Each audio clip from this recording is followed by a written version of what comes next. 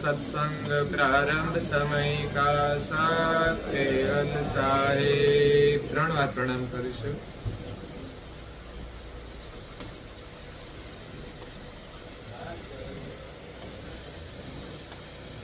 કેવલ હંસો સાથ કેવલ સાહેબ. બાજુ સૌને પ્રેમથી કહેજો સાથ કેવલ સાહેબ, સત કેવલ સાહેબ. વાલ્મીક મુનિ વ્યાસ જાસ ઉગ્ર બુદ્ધિ નિગમ વદે સંબોધારણ ધર શયનિ ભક્તિ દૃઢ ચતુર હૃદય.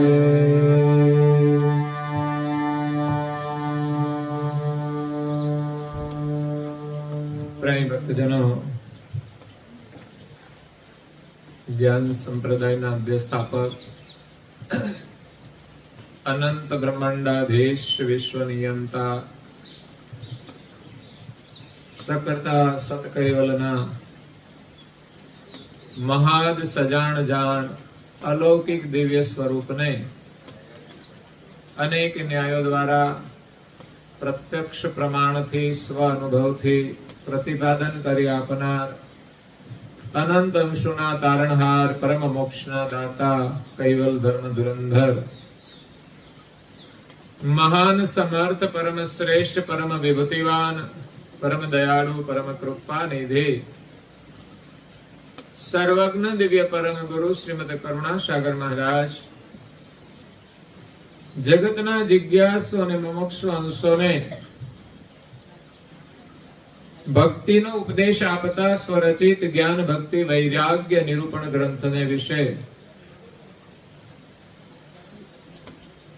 ભક્તોની ભક્તિનું વર્ણન કરતા ભક્તોના નામનું સ્મરણ કરાવે છે કે આ જગતની અંદર સૃષ્ટિની આદ્યથી ઘણા મહાન પુરુષો થઈ ગયા છે જેમણે અનીન ભક્તિ કરી છે. ભવસાગર તરવા માટે ભક્તિ એક નાવ છે. ભક્તિ રૂપી નાવમાં બેસી ભગવત સ્મરણ કરી અને આપણે ભવ પાર થવાનું છે. જો ભગવત સ્મરણ નહીં કરીએ અને માયાનું સ્મરણ કરીશું તો આ મોહની અંદર આપણે ડૂબી જઈશું. એટલે ભવસાગર તરવા માટે ભગવત સ્મરણ કરવું જોઈએ. આજે એક સદગત આત્માની શ્રદ્ધાંજલિ રૂપે અહીંયા ભગવત સ્મરણ થઈ રહ્યું છે કે જે ભગવત સ્મરણથી સદગત આત્માની શ્રદ્ધાંજલિ મળે, એના આત્માને શાંતિ મળે અને એમના પરિવારજનોને ભગવાનના આશીર્વાદ પ્રાપ્ત થાય.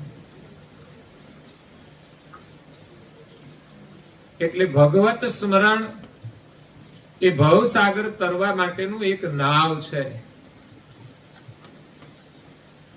એમ કહેવાય છે કે એક મહિલા ગાયો ભેંસો રાખે, વહેલા ઉઠી એને દોવાનું અને દૂધ લઈને વેચવા જવાનું. તો ચોમાસાનો સમય,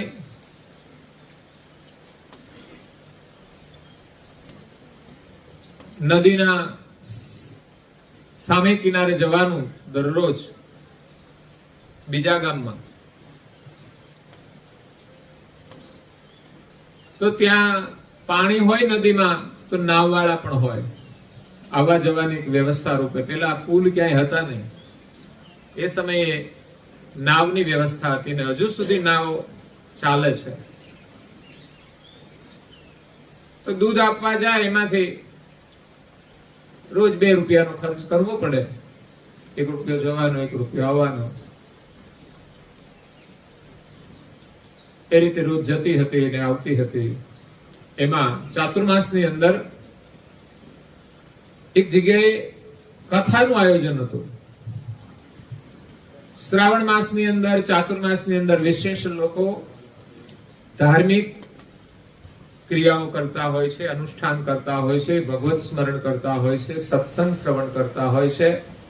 ચોમાસાનો સમય હોય તો વરસાદ બહુ આવે તો કરવાનું શું? ખેતી હોય તો વરસાદ આવે ત્યારે તો રજા જ રાખવી પડે ને. તો દુકાનદાર હોય એને શું કરવાનું? વરસાદ આવતો તો ગ્રાહકો કોઈ આવે નહીં. એટલે એવા સમયની અંદર વિશેષ સ્મરણ કરવાનો મહિમા છે. સંતો મહાપુરુષો પણ વિચરણ ઓછું કરી અને એક જગ્યાએ સ્થિર થઈ અને અનુષ્ઠાન કરતા હોય છે. એમ આપણે ત્યાં ચાતુર્માસ ગુરુ પૂર્ણિમાથી શરૂ થતો હોય છે અને ચોમાસું ચાલે ત્યાં સુધી 4 મહિના ચાલે. અને એટલું બધું લાંબુ ના કરી શકે. સંતો કરે વધારે, એને તો એ જ કામ કરવાનું. પણ શ્રાવણ મહિનાને આપણે મહિમા છે તો શ્રાવણ મહિનામાં વિશેષ લોકો કરતા હોય છે. એમ ત્યાં શ્રાવણ માસની અંદર ત્યાં કથા કીર્તનનું આયોજન કરવામાં આવેલું. એટલે દૂધ આપીને પેલી બહેન ત્યાં કથા મંડપમાં ગઈ. એમને કથા સાંભળી અને આનંદ થયો.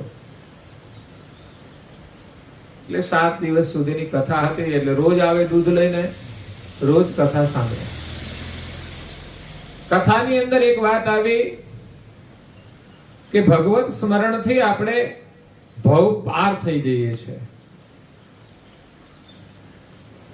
એટલો મહિમા ભગવાનના સ્મરણનો છે. પછી જે ઈષ્ટને માનતા હોય એનાથી એનું ચોક્કસ કાર્ય થાય છે. તો એ બેને તો એમની પાસેથી મંત્ર દીક્ષા લીધી મહિમા સાંભળીને.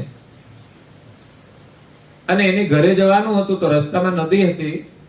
એને ભગવાનના નામમાં વિશ્વાસ આવી ગયો કે ભગવત સ્મરણથી ભવ સાગર જો તરી શકાતો હોય તો એક નદી કેમ ના તરી શકાય. એટલે એ કથા મંડપથી જ્યાં નાવનું સ્ટેન્ડ હતું ત્યાં જવાને બદલે સીધી જ એ નદી તરફ ગઈ, સીધા રસ્તે. અને ત્યાંથી એ પાણીની અંદર એને પગ મૂક્યો નામ ભગવાનનું લઈને. તો એનો પગ છે એ પાણીની અંદર ના ગયો, ઉપર જ રહ્યો. કારણ કે એનો વિશ્વાસ એટલો હતો. અત્યારે લોકો નામ તો લે છે પણ વિશ્વાસ નથી હોતો, એટલે કામ નથી થતું. તો એક પગ મૂક્યો, બીજો મૂક્યો, એ તો એમ જ ચાલવા માંડી. સામે કિનારે પહોંચી ગઈ. પછી તો રોજ એ જ ઉપયોગ કરે. હવે એને નાવમાં બેસવાની જરૂર ના પડે. એટલે રોજ 1 રૂપિયો આવવાનો બચે, 1 રૂપિયો જવાનો બચે. એટલે બચત થાય. તો એનામાં સદભાવ થયો કે મારી પાસે બચત થઈ છે તો જે કથાકાર છે, ગુરુ મહારાજ છે, એમની આપણે ત્યાં પધરામણી કરાવી. તો કથા પૂરી થઈ ત્યારે એ બહેને કહ્યું વક્તા મહોદયને કે આપ અમારે ઘરે પધરામણી કરો. એ વક્તા કે કશો વાંધો નહીં, આવીશું. વક્તા એ તો ઘર જોયેલું ના હોય એટલે બેન એને જવાનું હતું. એ દિવસે તૈયારી કરીને આવ્યા અને વક્તા મહોદયને સમય આપ્યો તો એ પ્રમાણે બેન ત્યાંથી કહે છે ચાલો અમારા ઘરે, નદીના સામે કિનારે છે અમારું ઘર. તો બેન આગળ ચાલે છે, વક્તા મહોદય એમને પાછળ. નદીના કિનારે આવ્યા. એને એમ થયું કે આ જ્યાંથી જવાનું છે ત્યાં લઈ જશે. પણ જ્યાં કિનારે આવ્યા ત્યાં તો કોઈ નાવ હતું નહીં.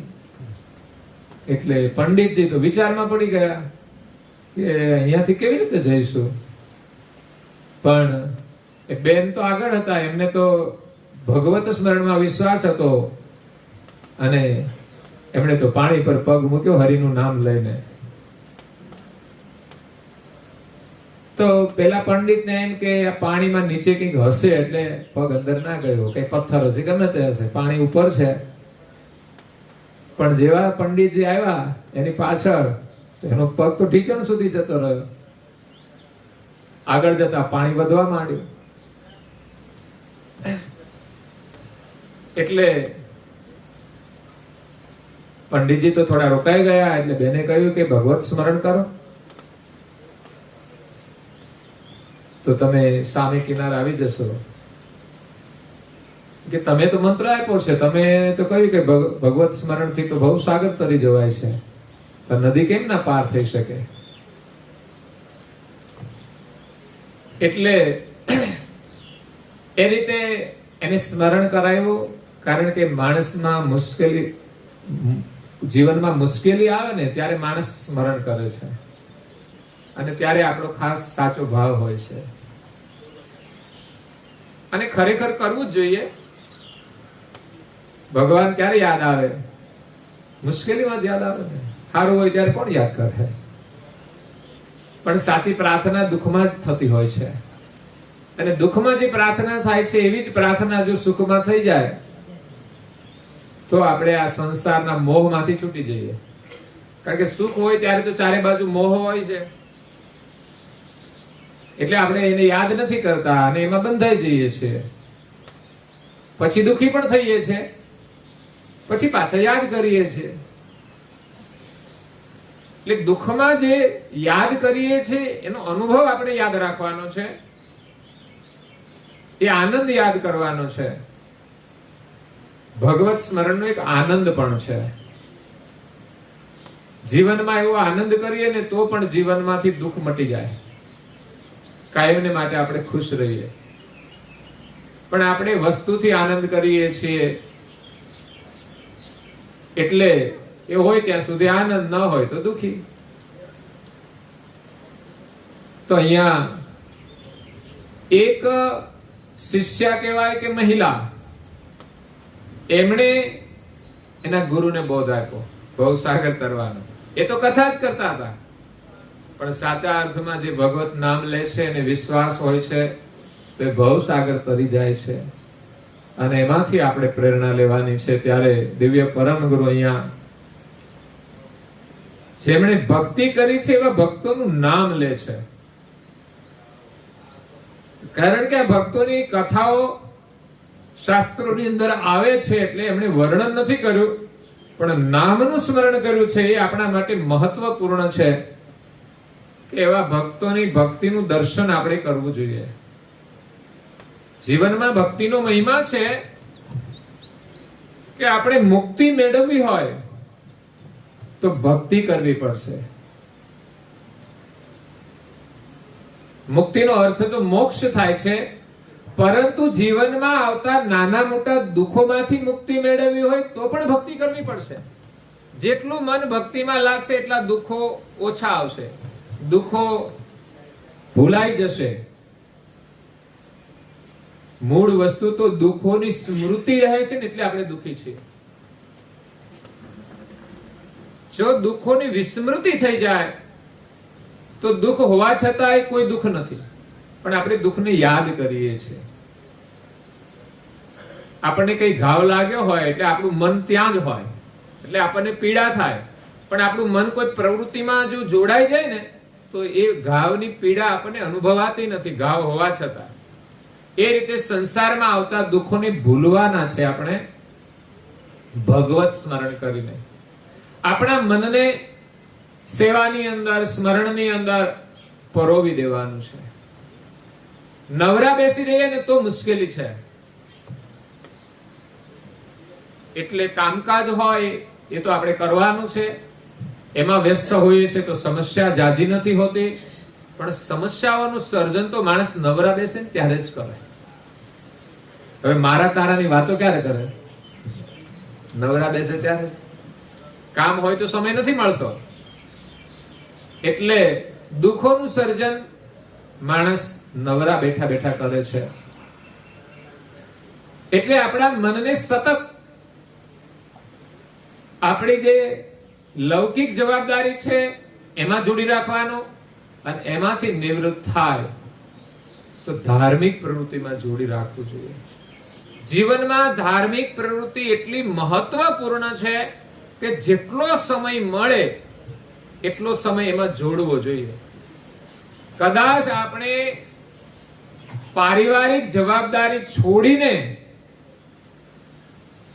જો પ્રવૃત્તિ કરીએ ને તો પણ ઓછી પડે, સંપૂર્ણ જીવન આપણે આપી દઈએ તો પણ ઓછું પડે, એટલી ધાર્મિક પ્રવૃત્તિ મહત્વની છે. અને એવી રીતે કરવી પડશે ત્યારે આ માયામાંથી મુક્તિ મળશે. એટલે સંસારના દુઃખોમાંથી અને જન્મ મરણના ચક્રમાંથી મુક્તિ મેળવવા માટે આપણે ભક્તિ કરવાની છે. આજે અહીંયા પ્રસંગ છે એ મરણ પાછળનો છે. સદગત આત્મા મંગળ દાદા એમના પરિવારને ને આ ગામને છોડીને, શરીર છોડીને ચાલ્યા ગયા એમની આગળની યાત્રામાં. એવું નથી કે અહીંથી ગયા એટલે બધું મોક્ષ જ થઈ ગયો, કે એની જીવન યાત્રા પૂરી થઈ ગઈ, પરંતુ એની યાત્રા આગળ રહે છે ચાલુ. તો મનુષ્ય શરીરમાં જેવું જીવન જીવે છે, જે પ્રમાણે કર્મ કરે છે એ પ્રમાણે એની આગળની યાત્રા હોય છે. અંત સમયે એનામાં જે વિશેષ ઈચ્છા હોય પ્રબળ, એ શરીર પ્રથમ ધારણ કરવું પડે છે અને બાકીના શરીરો પોતાના કર્મ અનુસાર ધારણ કરવા પડે છે. સંસાર સુખની ચાહના હોય તો આ જીવને 84 માં જવું પડે છે, પ્રાણીની અંદર, પશુની અંદર, પક્ષીની અંદર, કારણ કે એ સાંસારિક ચાહના છે, શરીરની ચાહના છે. પરંતુ મનુષ્ય જીવનમાં એ ભક્તિ કરે અને અંત સમયે એની ચાહના રહે, અને હોય છે, જે કરે એનામાં હોય છે. હું ઉંમર થયા પછી પણ ઘણા લોકોને જોઉં છું, તો એમણે યુવાનીમાં જેની ભક્તિ કરી છે, સેવા કરી છે, કોઈ નિયમ પાળ્યા છે, તો અંતિમ જીવનમાં પણ એ થોડું સ્મરણ કરતા હોય છે. જ્યાં પણ ભજન થતું હોય ત્યાં જતા હોય છે, કઈ મંદિર હોય તો જતા હોય છે, કઈક ધાર્મિક સત્સંગ હોય તો પણ એ ધીમે ધીમે ચાલીને પણ જતા હોય છે, કારણ કે એને એમાં રુચિ છે. સંસારની જવાબદારી હતી એ તો પૂરી થઈ ગઈ, અને શરીર ન ચાલે પછી તો એમાં રુચિ રહેતી પણ નથી. પછી કરવાનું શું?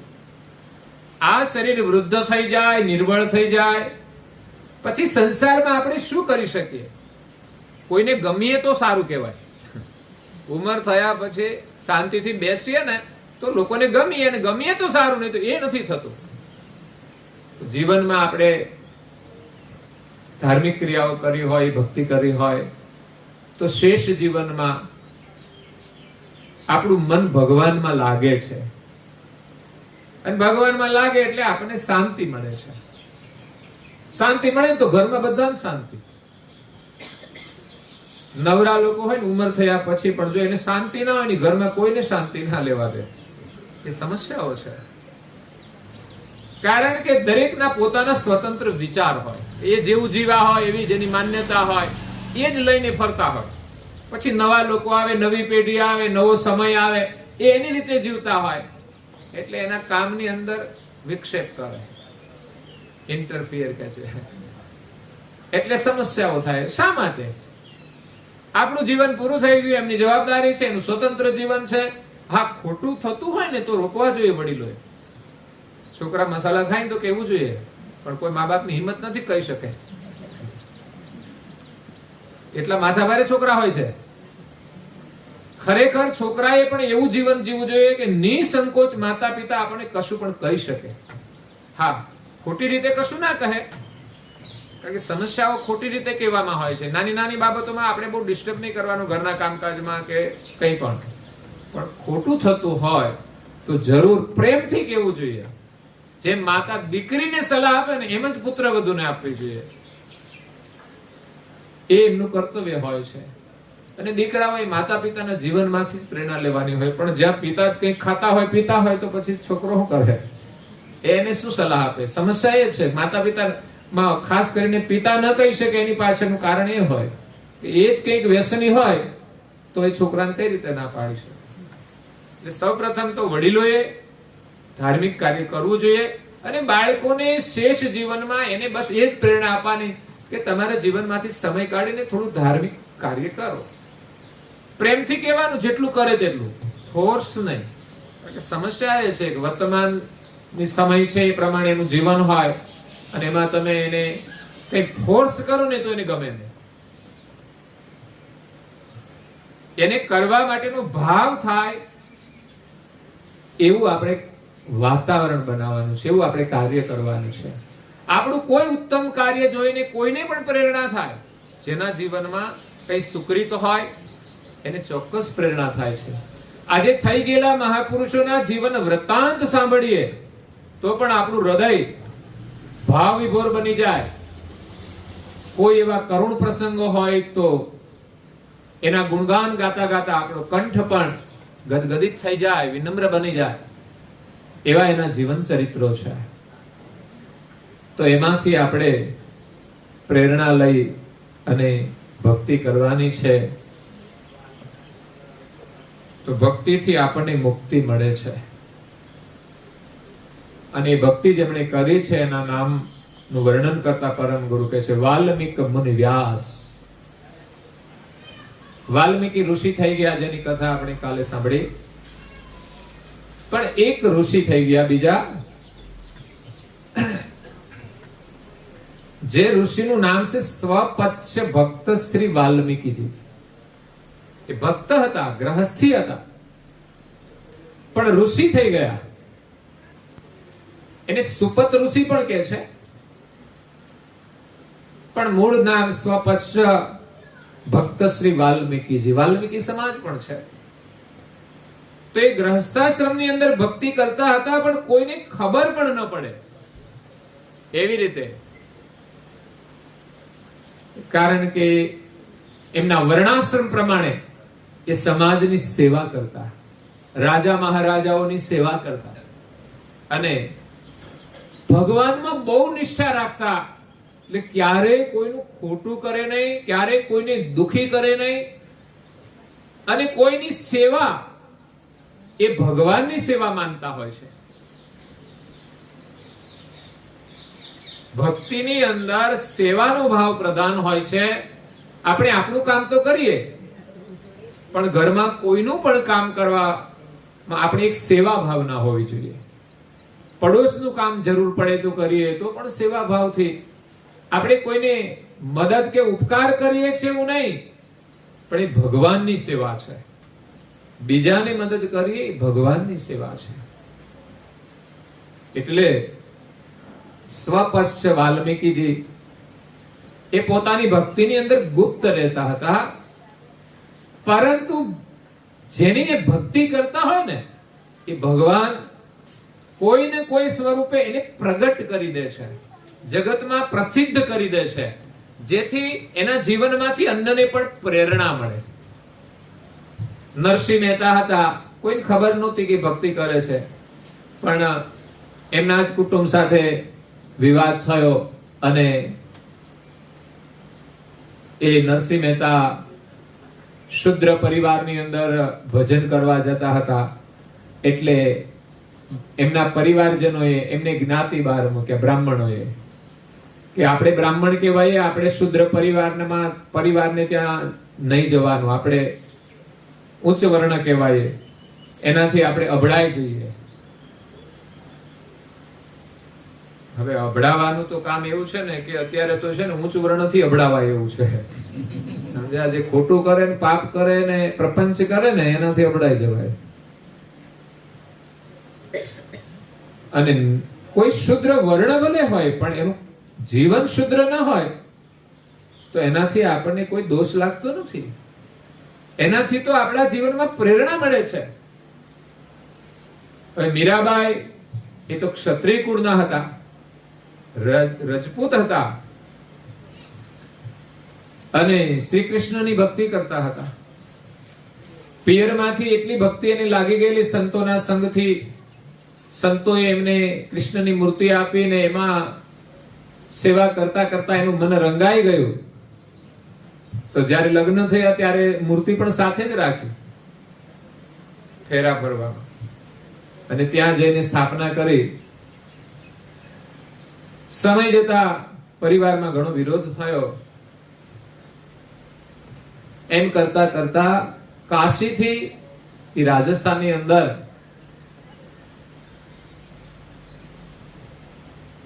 રોહિદાસજી પધાર્યા. રવિદાસ કે છે નામ, અને રોહિદાસ પણ કે છે, અને રૈદાસ પણ કે છે. એ ચમાર વર્ણના હતા, પણ ભગવાનના પરમ ભક્ત હતા.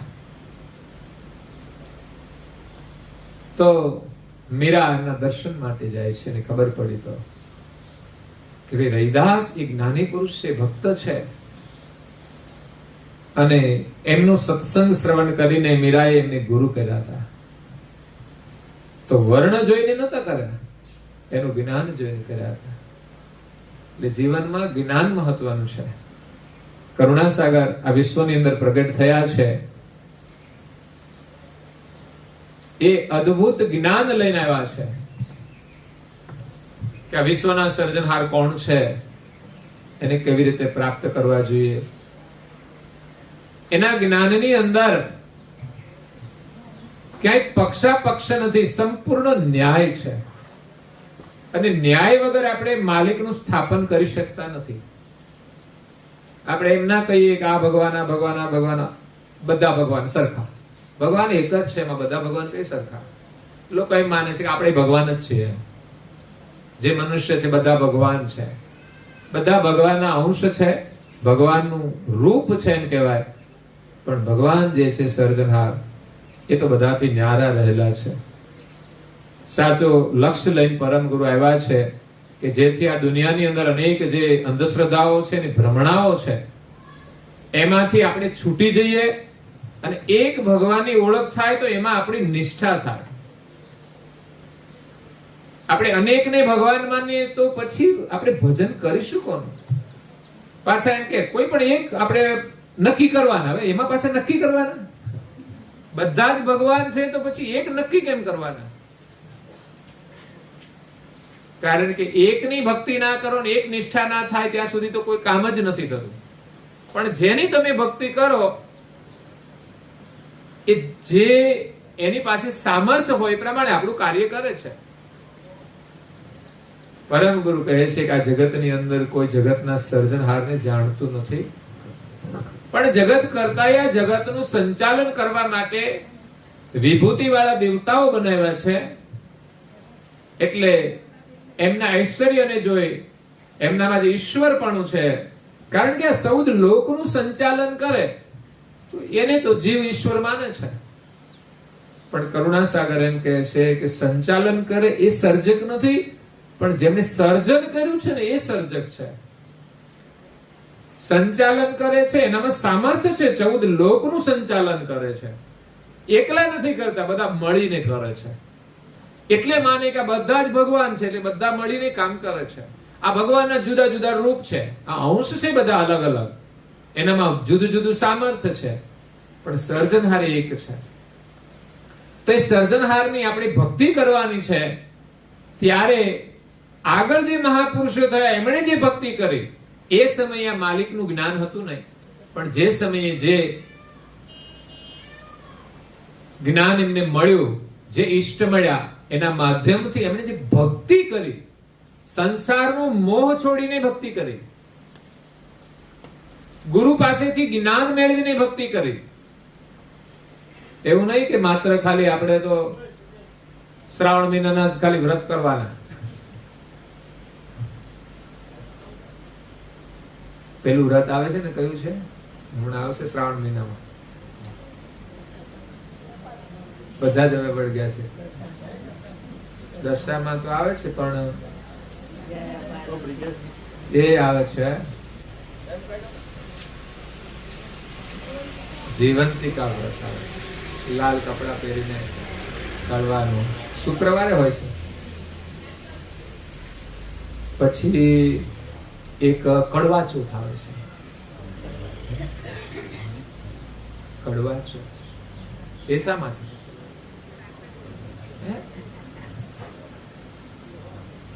કરો એ સારી વસ્તુ છે, ધાર્મિક ક્રિયા, પણ હકીકત જે જેના માટે કરીએ છીએ એના માટે જે કરવું જોઈએ એ નથી કરતા. કેટલી બહેનો વ્રત કરે છે, કોઈ ઘરવાળાનું વ્યસન છૂટો. ચાલો તમારા વ્રતની તાકાત હોય તો એવું વ્રત કરો કે તમારા ઘરવાળાનું વ્યસન છૂટી જાય. બોલો, છે કોઈ વ્રત તાકાત વાળું? હા, તમને લાભ છે, તમારી શ્રદ્ધા છે, તમારી માન્યતા છે.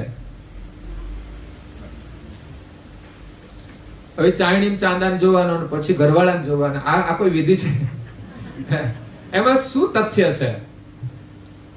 આ જોડવામાં આવ્યું છે. ચંદ્રમાના દર્શન કરીને ઘરવાળાના દર્શન કરીએ તો પણ એનો ચહેરો પણ શીતળ ચંદ્રમા જેવો થાય, એવું કંઈક હશે એમાં. આપણને તો એના વિજ્ઞાનની બહુ ખબર નથી, પણ લોકો વ્રત કરે છે ખબર છે. પણ એમ કઈ એ ઠંડા પડે એમ, પછી તો છે ને જ્યારે જ્યારે ગુસ્સો કરે ને ત્યારે ચાયણી રાખવી પડે, આમ રાખી દેવાની. અને ભાઈઓના માટે જ વ્રત કરવાના, બહેનો માટે કોઈ વ્રત જ નહીં કરવાનું. ભાઈઓને વ્રત ના કરવા જોઈએ બહેનો માટે. એટલે એક તરફી વ્રતો છે બધા. આપણે જે વ્રત જીવનમાં કરવાના છે, હંમેશા માટે કરવાના છે, કાયમના માટે. અમુક વ્રતો આપણે સંસ્કૃતિ પ્રમાણે કરતા હોય છે, સંસ્કાર માટે, ધાર્મિક ભાવના માટે. એટલે માલિકને મેળવવા માટે આપણી ભક્તિ કરવાની છે. એના માટે સત્યનું પાલન કરવું, જૂઠનો ત્યાગ કરવો, પ્રપંચ છોડવાનો, લોભ છોડવાનો, લાલચ છોડવાની, અહંકાર છોડવાનો અને વિનમ્રતાથી, પ્રેમથી, નિર્મળ વાણીથી વ્યવહાર કરી અને આપણે ભક્તિ કરવાની છે. આમાંના જો લક્ષણ ના હોય તો પછી આપણી ભક્તિ સફળ થતી નથી. આ એક દિવસ માટે પણ આપણે ઉત્તમ આચરણ કરીએ, એના સંસ્કારથી આપણે જીવનમાં કાયમને માટે એવું ઉત્તમ જીવન જીવીએ. તો તમે એ દિવસે ઉપવાસ કરતા હશો તો એનું મહત્વ હોય છે. એટલે વ્રત ખોટી વસ્તુ નથી, પરંતુ બહેનોના વ્રત જોઈને ભાઈઓએ પણ કઈ વ્રત ન કરે તો કઈ નહીં, પણ વ્યસન છોડવાનું એક વ્રત લે ને તો સારું કહેવાય. ઘરમાં કોઈ સારું કામ કરતા હોય ને એમાંથી આપણે પ્રેરણા મળવી જોઈએ. પણ લોકોમાં એટલી બધી જડતા આવી ગઈ છે કે ઘરમાં કોઈ સારું કરે છે એનું કોઈ આમ મૂલ્યાંકન જ નથી હોતું. કે મારા ઘરમાં મારા ઘરની વ્યક્તિઓ આવું કામ કરે છે ને હું હાવ આમ જ બેઠો છું. તો કે બહેનોના જ વ્રત છે એટલે બહેનો જ કરે છે, કોઈ ભાઈઓ ના કરે. ભજન કીર્તન તો કે બહેનો કરવાનું, ભાઈઓને શું કરવાનું? ભાઈઓ ના કરી શકે ભજન કીર્તન, પણ એમ માને છે કે એ તો બહેનો જ કરવાનું. અમારે તો શું, નવરા બેઠા વહીવટ કરવાનો હોય ગામનો, મોબાઈલ આવ્યા હોય તો એ થોડું જોઈએ, જે સમય સીઝન હોય એ પ્રમાણે ચર્ચા કરીએ. બધી ચૂંટણી હાલતી તો ચૂંટણીની ચર્ચા, મેચ હાલતી તો મેચની ચર્ચા, કઈ બીજું આવે તો એ ચર્ચા. પણ આપણે ભગવત સ્મરણ કરવાનું છે જે સમય મળે ને એમાં. તો વાલ્મીકી જે સ્વપચ્ય ઋષિ હતા એ મહાન ભક્ત હતા. એ ભગવાનનું સ્મરણ કરતા હતા, અને જે ભગવાનનું સ્મરણ કરે ને ભગવાન એનું સ્મરણ કરતા હોય છે. એક વખત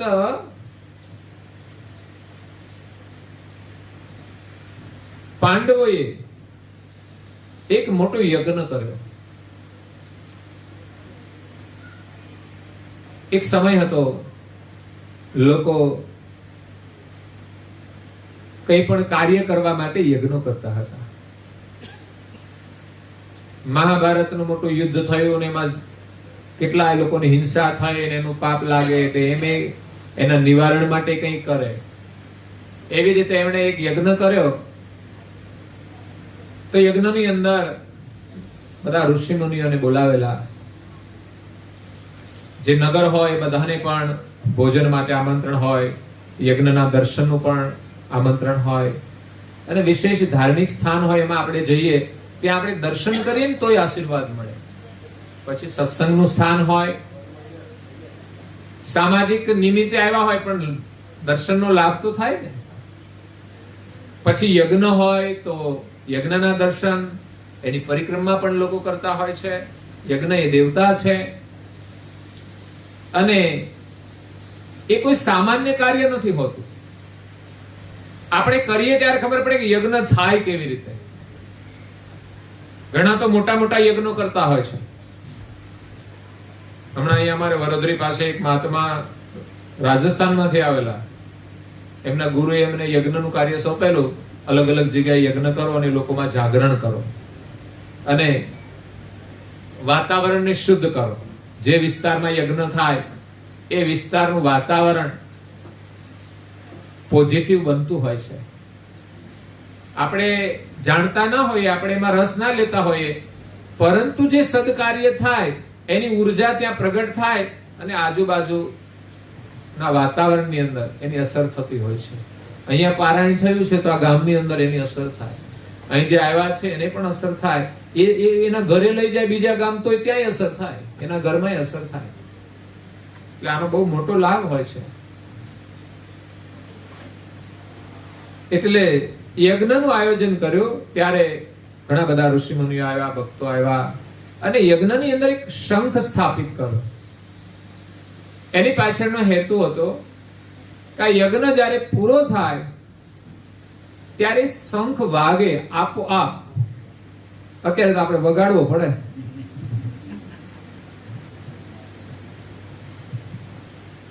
આપણે કંઈ સારું કામ કરીએ, કોઈ સ્મરણ કરીએ અને કોઈ વ્યક્તિને એમ પ્રેરણા થાય તો એની જાતે એ સ્મરણ કરતો થઈ જાય, એને આપોઆપ કહેવાય. અને ઘણાને કહીએ તોય ના કરે, અગર તો કહીએ તો કરે. શંખ જેવું કામ. પણ આ શંખ સ્થાપિત કર્યો કે આ યજ્ઞ પૂરો થાય અને યજ્ઞ સંપૂર્ણ સફળ થયો છે, એમાં કોઈ ક્ષતિ ના રહે તો આપોઆપ એ શંખનાદ થાય. જો કંઈ પણ ત્રુટિ રહી જાય તો એ શંખ વાગે નહીં. એટલે આખો યજ્ઞ પૂરો થયો, બધાને ભોજન કરાયું, બધાની દક્ષિણા આપી, બ્રાહ્મણોને ભોજન દક્ષિણા આપી, સંપૂર્ણ વિધિ સંપન્ન થઈ છતાં પણ શંખ વાગ્યો નહીં. ત્યારે પાંડવો અને બધા ચિંતામાં આવી ગયા કે આટલો મોટો ખર્ચ કર્યો, આટલા દિવસ સુધી યજ્ઞ કર્યો, આટલા બધાને ભોજન કરાયું, દક્ષિણા આપી, છતાં શંખ ન વાગ્યો. એટલે સમજવાનું કે આ મહેનત કરી પણ આપણો યજ્ઞ પૂર્ણ થયો નહીં. એટલે કાર્ય માત્ર કરવા ખાતર નથી કરવાનું કોઈ કામ, એ કાર્ય સફળ થાય એ રીતે કરવાનું છે. હજુ આપણે ઘણું ધાર્મિક કાર્ય કરીએ છીએ પણ એના પરિણામનો વિચાર નથી કરતા કે આ બરાબર થયું છે કે નહીં. એટલે એની ફલશ્રુતિ પ્રાપ્ત થાય એ રીતે આપણે કરવાનું છે. ત્યારે શંખનાદ ન થયો એટલે બધાને નક્કી થયું કંઈ તો ત્રુટિ રહી છે. એટલે એમણે શ્રી કૃષ્ણને પૂછ્યું કે ભાઈ અમે આ યજ્ઞ કર્યો એમાં શંખનાદ ન થયો, એનું કારણ શું? ત્યારે શ્રી કૃષ્ણ તો એક અવતારી પુરુષ હતા, જ્ઞાની પુરુષ હતા. એટલે એ તો ધર્મ કાર્ય કરવા માટે આવ્યા હતા. એમની પ્રેરણાથી જ આ યજ્ઞ થઈ રહ્યો હતો અને એને ખબર પણ હતી. પણ એમણે કહ્યું કે હું તમને ગુપ્ત વાત કહું છું કે આ યજ્ઞની અંદર ચારે દિશાઓમાંથી ઋષિ મુનિઓ આવ્યા છે અને આખો સ્થાન ઋષિઓથી ભરેલું છે. બધાને તમે ભોજન કરાયો, પરંતુ આ યજ્ઞની અંદર કોઈ પ્રેમી ભક્ત જો ભોજન કરે, ભગવાનનો સાચો પ્રેમી એટલે રસિક ભક્ત જો ભોજન કરે ને તો કેસે શંખનાદ થાય. એવા કોઈ પરમ ભક્ત એ આમાં ભોજન નથી લીધું. બીજા બધાએ ભોજન તો લીધું, તો શું એ ભક્ત નથી? એ ઋષિ નથી? તો તે ઋષિ છે, બધા ગ્રહસ્થી છે, ઋષિ છે, ભક્તિ છે, કરે છે, પણ છતાંય ભગવાન સાથે એવી પ્રીતિ હોય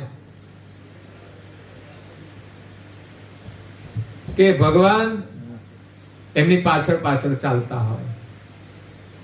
એવા ભક્તોએ ભોજન નથી લીધું એવા ભક્તને તમે ભોજન કરાવો તો કે છે આ આપણો યજ્ઞ સફળ થશે. તો એ ભક્ત કોને કહેવાય? કે જે પ્રેમી ભક્ત છે, સર્વશ્રેષ્ઠ હોય, જેને જાતિ, વિદ્યા કે કોઈ પણ પ્રકારનું અભિમાન ન હોય અને દાસનું દાસ પોતાને માનતો હોય. એ કોઈના આગળ અભિમાનથી વાત ન કરે, હંમેશા બધાના ચરણનો દાસ થઈ રહે. ઘણાનો સ્વભાવ એવો હોય, બહુ બધાની આગળ વિનમ્રતાથી જ રહે. અને આ જ અનિલ ભક્તિનું લક્ષણ છે. ભક્તિની અંદર આપણે બધાની સાથે વિનમ્રતાથી વ્યવહાર કરવાનો છે, નાના બનીને વ્યવહાર કરવાનો છે. આ તો નાના વર્ણના હતા, પરંતુ ભક્તિથી, નહીં તો નાના વર્ણમાં લોકો અહંકારી હોય છે. સંસ્કાર નથી હોતા તો લડતા હોય, ઝઘડતા હોય. પણ જે પરિવારની અંદર સંસ્કાર હોય છે એનામાં વિનમ્રતા હોય છે, એ બધાની સાથે પ્રેમથી વાત કરતા હોય. તો એવી વ્યક્તિ જે ઘરમાં હોય ને, એ ઘરમાં પણ એનો પ્રભાવ હોય છે, એ ઘરમાં એના સંસ્કાર હોય છે, ઘરમાં એનો આદર થતો હોય છે. એવી વ્યક્તિને લોકોને કેવું ના પડે, એના જીવનમાંથી જ એને પ્રેરણા મળતી હોય છે. ત્યારે તો એવા ભક્તને લાવીને આપણે ભોજન કરાવીએ તો તમારું યજ્ઞ સફળ થાય. તો પાંડવો કહે છે કે વળી એવા ભક્ત તો અહીંયા કોઈ છે નહીં. કારણ કે જેની અંદર ભાગવત ભાવ હોય, સંત પ્રત્યે પ્રેમ હોય અને ભક્તિની અંદર રસવંત હોય, એ ત્રણેયનું એકની અંદર એમના વ્યવહારમાં દર્શન થાય, એવા ભક્ત તો મળવા બહુ દુર્લભ છે. આ ગામમાં તો કદાચ હોય ખરા કંઈક બીજે, પણ અહીંયા તો ક્યાંય જોવામાં આવતા નથી. પણ શ્રી કૃષ્ણ કહે છે કે ના, આ ગામની અંદર જ છે. એવા ભક્ત આ ગામમાં જ છે, જેનામાં અહંકારની ગંધ ન આવતી હોય. એવા વિનમ્ર ભક્ત આ ગામમાં છે, પણ એ ગુપ્ત રહે છે.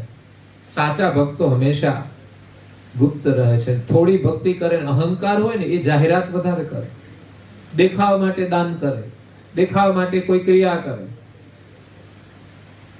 જ્યારે સાચા ભક્ત હોય છે એ સમાજથી પોતાની ભક્તિને ગુપ્ત રાખે છે. કોઈ ન માને તો પણ એને દુઃખ નથી હોતું. એ કોઈને મનાવવા માટે ભક્તિ નથી કરતા. ભગવાન છે ને એની સાથે એનો સંબંધ હોય છે. પતિ અને પત્નીનો એકબીજા પ્રત્યે સ્નેહ હોય, દુનિયા માને તોય ભલે, ન માને તોય ભલે, એમને તો એકબીજાના સ્નેહથી જ આનંદ આવે છે. એને કઈ બીજાને મનાવવાથી આનંદ આવે છે એવું તો નથી કે અમારા બેને બહુ સારું બને છે એમ લોકો વાહવાહી કરે તો એને આનંદ આવે. ના, એનો તો આંતરિક પ્રેમ હોય છે તો એને આનંદ આવે છે. ભક્તને પણ ભગવાન સાથે પોતાના અંતરનો જે પ્રેમ છે એનાથી એ પ્રસન્ન હોય છે. ત્યારે છેવટે ના છૂટકે શ્રી કૃષ્ણએ ભક્તનું નામ આપ્યું. એમને એને જાહેર નથી કરવા, કારણ કે પોતાને જાહેર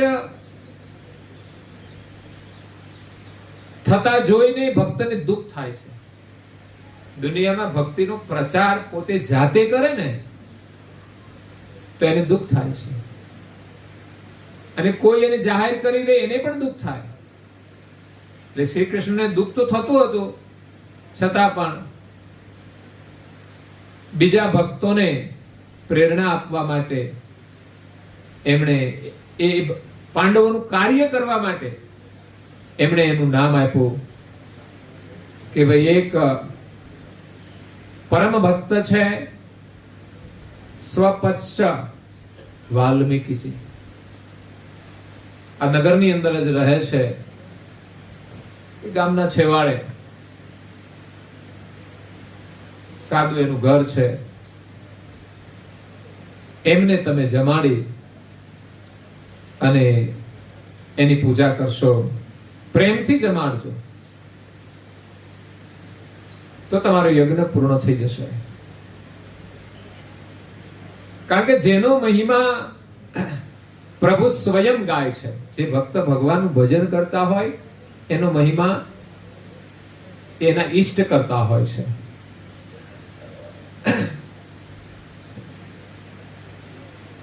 એવા જે ભક્તો છે આ જગત અને જગતના પ્રાણીઓને પણ પાવન કરનારા હોય છે. એવા ભક્તોની તોલે કોઈ યજ્ઞ, દાન, તીર્થ, વ્રત કશું નથી આવતું. જીવનમાં જે સાચા ભક્તો છે એ મળવા બહુ દુર્લભ હોય છે. અને એવા ભક્તને તમે જમાડી દો જેની સરખામણીમાં કોઈ પુણ્ય આવતું નથી, એવું મહાન પુણ્ય હોય છે. એટલે એવા જે ભક્ત છે એના ચરણની રજ માટે લોકો પ્રતીક્ષા કરતા હોય, એવા ભક્તોનો મહિમા છે. સ્વયં વિષ્ણુ કહે છે કે એવા ભક્તની સેવા કરવા માટે મારી ધર્મપત્ની જે લક્ષ્મીજી છે એ પણ એની દાસી બની જાય છે. દાસી બનીને ભક્તના જીવનમાં કઈ મુશ્કેલી આવે તો મદદ કરતા હોય છે. એટલે એવા જે સ્વપશ્ય ઋષિ એને આમંત્રણ આપવા માટે જ્યારે દ્રૌપદીને કહે છે કે એને આમંત્રણ આપવા જવાનું છે, એવું નહીં કે આમંત્રણ આપવા જવાનું છે તો આપણે તો પાછા હારા કપડા પહેરવા પડશે, મોંઘા મોંઘા સેન્ડલ પહેરવા પડશે. પણ દ્રૌપદી સાદા પરિવેશની અંદર ઉઘાડા પગે એ ઋષિના દર્શન કરવા અને એને આમંત્રણ આપવા માટે સ્વયં જાય છે. આમંત્રણ મહત્વનું છે. તો એ ભક્તએ કહ્યું કે જેમણે કરોડો યજ્ઞ કર્યા હોય ને ત્યાં હું જાઉં છું. ત્યારે દ્રૌપદીએ એમને કહ્યું કે સંત મિલન કુ જાઈએ તજી મોહ મમતા અભિમાન, જો જો પાવ આગે ધરે કોટી યજ્ઞ સમાન. એ કે સંતના દર્શન કરવા માટે કોઈ જાય એમાં જેટલા ડગલા ભરે ને એમાં એક એક ડગલે કરોડો યજ્ઞનું ફળ મળે છે. તો એ યજ્ઞ તો થઈ ગયા મારા, કે છે હું અહીંયા આવી તો. એટલે એનું આમંત્રણ સ્વીકાર થઈ ગયું. એમને લેવા માટે અર્જુન અને ભીમ જાય છે. ત્યારે શ્રી કૃષ્ણે બધી સલાહ આપી છે. જોજો બહુ રાજાપણું રાખીને ન જતા, ત્યાં જઈને બહુ અભિમાન ના કરતા કે અમને આસન આપો, ના કરો.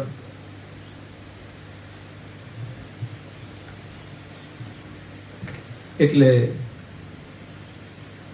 અર્જુન અને ભીમ એમના ઘરે જાય છે, એમના ઘરની પરિક્રમા કરે છે. આ એક વિનમ્રતા છે, સંસ્કાર છે કે જે ભક્ત ભક્તિ કરતો હોય એનું ઘર એ ઘર નથી પણ મંદિર છે. એ કોઈના ઘરની પરિક્રમા નથી કરતા, એ તો મંદિરની પરિક્રમા કરે છે. અને એવા ભક્તના ઘરની અંદર સાક્ષાત સ્વરૂપે પ્રભુ બિરાજમાન હોય છે. આપણે કોઈના ઘરે જઈએ ને તો લગભગ આમ જોઈએ કેવું ફર્નિચર છે, એ મહત્વનું નથી. ઠીક છે, હોય તો સારું છે, પણ એની સેવા પૂજા ઘરમાં કોણ કરે છે ને કેવી છે એ મહત્વપૂર્ણ હોય છે. એની સુવાસ લેવાની છે અને એમના દર્શન કરવાના છે, એમના ઘરે જવાનું છે. ત્યારે જ્યારે પરિક્રમા કરીને ઘરમાં પ્રવેશ કરે છે ત્યારે અંદર એનું પૂજાનું સ્થાન જોઈને એને આશ્ચર્ય થાય છે કે શું પૂજાનું સ્થાન છે. સવારે પૂજા કરી હોય એનો ભાવ છે, એનું દર્શન કરીને એ તો આશ્ચર્યચકિત થઈ જાય છે. સપસ્ય ભક્ત એ ત્યાં બેઠા હોય છે સેવામાં, પૂજામાં. એમણે જોયું કે આ તો રાજા અહીંયા આપણા ઘરે પધાર્યા છે. કારણ કે ઓળખે ને ગામના પાંડવોને, તો પાંડવો તો રાજા હતા. ઉભા થઈ ગયા અને આદર કરે છે. ત્યારે અર્જુનને ભીમ સાદગીથી, વિનમ્રતાથી આમંત્રણ આપે છે કે અમારે ત્યાં યજ્ઞની અંદર આપ પ્રસાદ લેવા માટે પધારો. પરંતુ અહીંયા તો સપસ્ય ભક્ત, તમે મારે આંગણે પધાર્યા છો, તમે અહીંયા ભોજન લો. પણ અર્જુન અને ભીમ કહે છે કે નહીં, પહેલા તમે અમારે ત્યાં ભોજન લો, પછી અમે તમારે ત્યાં પણ ભોજન લઈશું. અમારો સંકલ્પ છે કે આપ પહેલા અમારે ત્યાં ભોજન લો.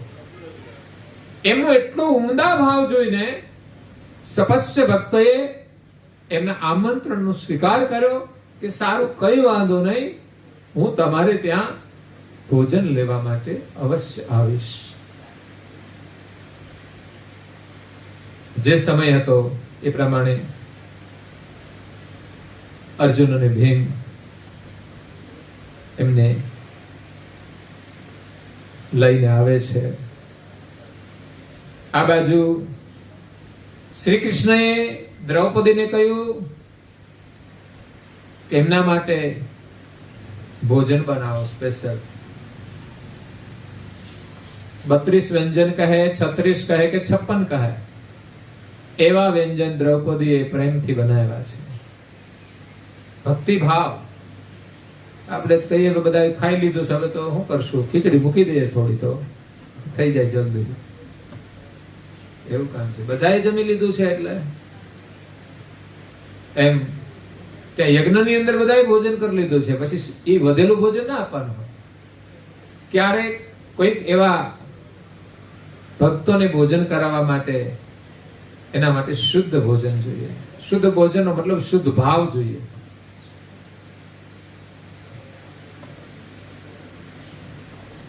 હા, બાકી બધાને જનરલ ભોજન હોઈ શકે, બધાના માટે નવું ના બનાવવું પડે. પણ કોઈ એવું વ્યક્તિત્વ હોય તો એ આગ્રહ ન કરે કે મારા માટે તમે આ બનાવશો તો જ હું જમીશ. પણ આપણે વિવેક કરવો પડે કે આપણે એને કેવું ભોજન કરાવવાનું છે. વેવાય આવ્યો હોય તો કેવું ભોજન કરાવવાનું, એવું ભોજન ભાવથી આપણે બનાવવાનું અને કરાવવાનું. દ્રૌપદીએ અલગ અલગ 56 ભોગ બનાવ્યા. આ બાજુ પાંડવોને પણ કહ્યું કે એને યથાસ્થાને બેસાડજો, જ્યાં વિશેષ એનું સન્માન થાય, આદર થાય. એ માગશે ને કશું. એ તો કહે છે હું તો તમારા નગરની સેવા કરું છું, સાફ સૂફી કરું છું. એ કામ કરવામાં એની જરાય સંકોચ નથી. પણ એ ભગવાનની સેવા કરે છે, એવા ભાવથી કરે છે.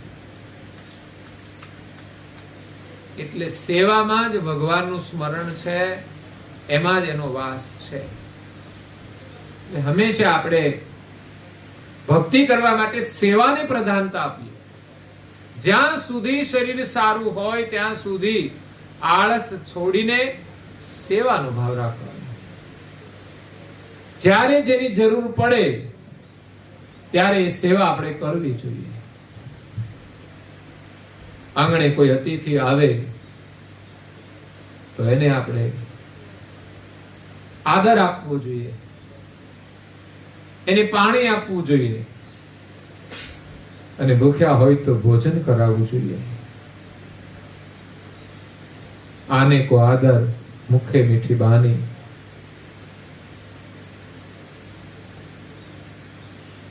ભૂખે કો ભોજન તરસે કો પાણી. આ અતિથિ ધર્મ છે આપણે.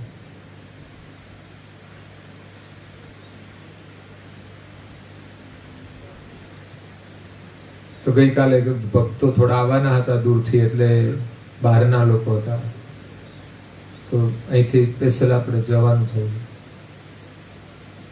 બાકી તો બધી વ્યવસ્થા હોય, ત્યાં પ્રસાદ લઈ લે, બધું જ કરી લે. પરંતુ જે મળવા માટે આવ્યા હોય ભાવથી, સંજોગ હોય તો આપણે એ કામ બધું કરી શકીએ છીએ. તો અહીંયા પાંડવોએ એમના માટે અન્નપૂર્ણા જે ભોજન શાળા છે ત્યાં ભોજનની વ્યવસ્થા કરી, આસન લગાવ્યું, આવ્યા, એમને બેસાડ્યા. દ્રૌપદીએ બનાવેલા જે વ્યંજન હતા બધા થાળીની અંદર પીરસી અને એ સપસ્ય ભક્તને ભોજન માટે આગળ થાળી આપી. શ્રી કૃષ્ણએ યુધિષ્ઠિરને કહ્યું કે તમે જેને જમાડો છો ને એમ ના સમજતા કે આ ગામનો કોઈ શુદ્ર વ્યક્તિ છે, પણ આ મારો ભાઈ છે, એ ભાવથી જમાડજો. આપણે ભાવનામાં જ ફરક હોય છે. વ્યક્તિને આપણે ભૌતિક રીતે જોતા હોઈએ છીએ, એ પ્રમાણે વ્યવસ્થા કરીએ. વેવાય આવે તો જુદું, બીજા કોઈ હગા આવે તો જુદું. હા, આપણી કેટેગરી હોય પાછી, કોને હું જમાડવું. પણ અહીંયા ભક્તિની અંદર એ કોઈ ભેદ નથી રહેતો.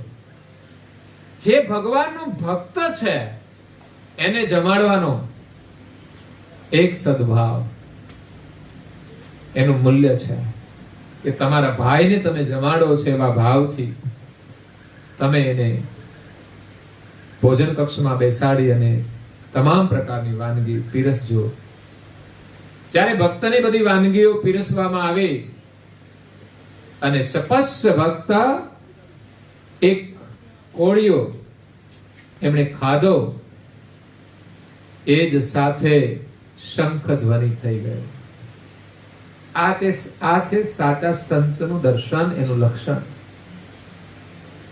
સાચા ભક્ત કે સંત એની પણ એક પરીક્ષા હોય છે. બાકી કેટલા લોકો ભોજન કર્યું પણ એ યજ્ઞ સફળ ના થયો, એ શંખ ધ્વનિ ના થયો. પણ એક એવા ભક્તએ ભોજન લીધું કે જેને જમાડવાથી હજારો ભક્તોને જમાડ્યાનું પુણ્ય મળી જાય. એનું મહત્વ એવું હોય છે કે જે નિર્મળ વ્યક્તિ હોય એને તમે થોડો પ્રસાદ કરાવી દો સાચા પ્રેમથી. આમે વધુ જ છે એમ નહીં,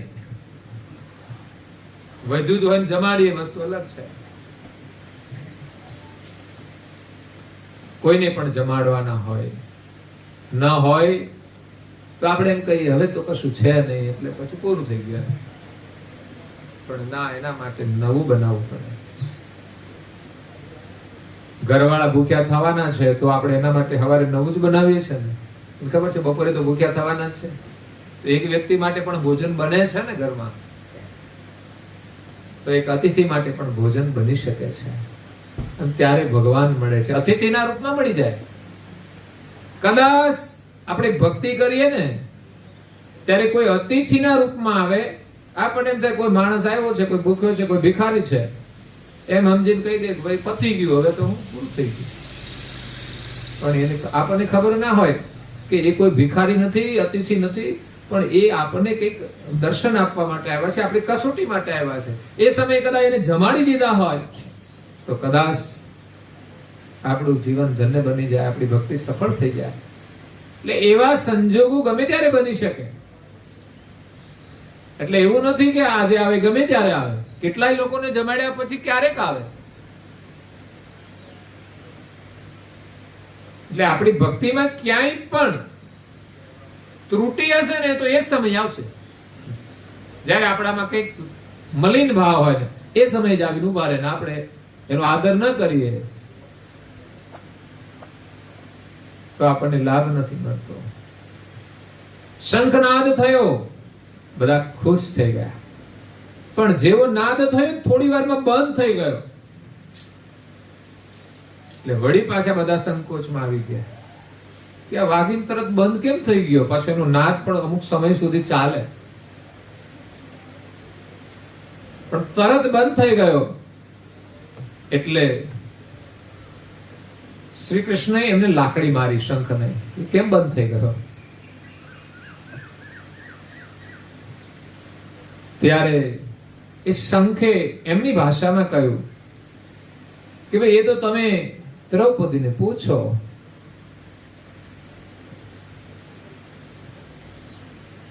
ત્યારે પૂછવામાં આવ્યું, એ જે સ્વપશ્ય ભક્ત હતા એ દ્રૌપદીએ જે રસોઈ બનાવી ને બધા જ વ્યંજન અલગ અલગ, એ બધા એક થાળીમાં એમણે ભેગા જ કરી દીધા. એ ભેગું કરીને જમ્યા. અને એ જ્યારે દર્શન કરતા હતા ત્યારે પતરાળા હતા.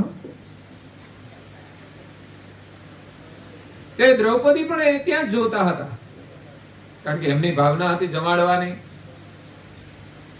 એટલે એક એક કોળીઓ લે તો એને આમ પ્રસન્નતા થાય. અને વિશેષ એને એ ભાવ હતો કે મેં જે મધુર રસોઈ બનાવી છે, એક એક વસ્તુને જમીને એનું મન પ્રસન્ન થશે. અને તો નિયમ હોય છે કે આપણે જમતા હોઈએ અને એમાં શ્રીખંડની ચમચી ખાઈએ અને બહુ ભાવતો હોય તો ખુશ થઈ જાય, તો ચહેરા ઉપર તો દેખાય ખુશી. પછી વળી ભજીયા ખાય, એ ખાય તો એના ચહેરા ઉપર દેખાય. એમ એક એક વસ્તુ આપણે આરોગીએ એની પ્રતિક્રિયા આપણું મુખ આપતું હોય છે, ચહેરો આપતો હોય છે. એટલે દ્રૌપદી તો બધું જોવે છે કે આ મારી જે રસોઈ હતી ને બધી ભેગી કરી દીધી, એટલે એનું કોઈ મહત્વ ના રહ્યું. એને એમ કે આમને શું મહત્વ હોય અલગ અલગ રસોઈ જમવાનું. એટલે એ સામાન્ય ગણતરી કરી દીધી. આપણે ઘણી વાર લોકો આપણે કઈ મૂલ્યાંકન ન કરી શકે તો આપણે એમ કહીએ એવા માણસને વળી શું ખબર પડે. પણ અહીંયા તો જે ઋષિ હતા, ભક્ત હતા, એ તો એક ભક્તિ ભાવથી ભોજન કરતા હતા. એટલે શંખ દ્વારા એને ખબર પડી કે આ દ્રૌપદીએ હીન દ્રષ્ટિથી જોયું અને એના મનની અંદર થોડી વિકૃતિ આવી કે એને શું ખબર પડે આ ભોજનના સ્વાદની. અને એ વાત તો છે જ ને કે દરેક વસ્તુ જુદી જુદી બનાવી છે, તમે જુદી જુદી ખાઓ તો બધાનો સ્વાદ તમને આવે અને ખબર પડે કે દરેક વસ્તુ કેવી બની છે. પણ બધી ભેગી કરી દો તો તમે જમો તો એ સ્વાદિષ્ટ હોય, પણ દરેક વસ્તુ કેવી સ્વાદિષ્ટ બની એ ખબર ના પડે. એટલે જરા દ્રૌપદીને ખેદ થયો કે આખર તો એના જાતિના સંસ્કાર છે, શુદ્ર જાતિના સંસ્કાર છે. એટલે પહેલેથી જ શ્રી કૃષ્ણએ તો એમને સચેત કર્યા હતા કે જો ધ્યાન રાખીને કામ કરજો. મનના વિચારોમાં ક્યાંય પણ હલકો વિચાર આવી ગયો સમજવાનો, તમારો યજ્ઞ નિષ્ફળ થઈ જશે. શંખનાદ બંધ થઈ ગયો. એટલે